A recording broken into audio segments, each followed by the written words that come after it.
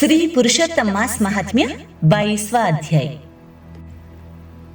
राजा कहने लगे कि हे तपोधन, पुरुषोत्तम के व्रत करने वाले को क्या भोजन करना चाहिए और क्या नहीं करना चाहिए, सब नियम पूर्वक विस्तार से कहिए।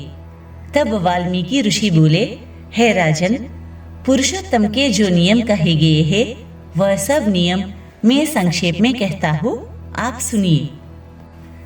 पवित्र होकर पुरुषोत्तम मास में गेहूं, चावल, मिश्री, मूंग, जौ, तिल, मटर, अदरक, शाक, ककड़ी, केला, सेंधा नमक, दही, घी, मक्खन, आम, हरद, पीपल, जीरा, सौंठ, इमली, सुपारी, इलायची, आंवला लेना चाहिए तथा बिना तेल के पकाए हुए यह सब भोजन कहे गए हैं। सब प्रकार के आमिष और मांसाहारी, बेर, राई, नशे वाले पदार्थ, दाल, तिलों का तेल, लोहे से दूषित, भाव से दूषित, क्रिया से दूषित, शब्द से दूषित ऐसे अन्नों को त्याग दे।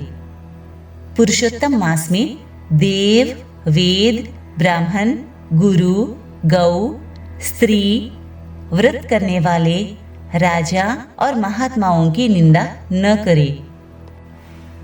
अपनी शक्ति के अनुसार भगवान विष्णु की प्रसन्नता के लिए व्रत भी करे।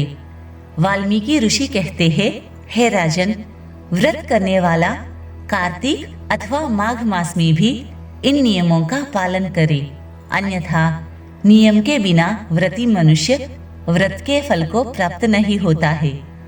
यदि शक्ति हो तो न खाकर अर्थात उपवास रहकर पुरुषोत्तम मास का व्रत करे। यदि निराहार न रहा जाए तो मांगा हुआ दूध पी ले या व्रत करने वाला शक्ति के अनुसार फलाहार कर लेवे। बुद्धिमान पुरुष जैसे व्रत का भंग नहीं हो वैसा ही कर लेवे। पुरुषोत्तम मास में 1,00,000 तुलसी दल से शालिग्राम का पूजन करने से अनंत पुण्य होता है। जो इस विधि से पुरुषोत्तम मास का व्रत करते हैं उनको देखकर यमराज के दूत दूर से ही भाग जाते हैं। हे राजन, इस मास का व्रत 100 यज्ञों से भी श्रेष्ठ है। 100 यज्ञों के करने से स्वर्ग प्राप्त होता है। पुरुषोत्तम मास का व्रत करने से गोलोक प्राप्त होता है।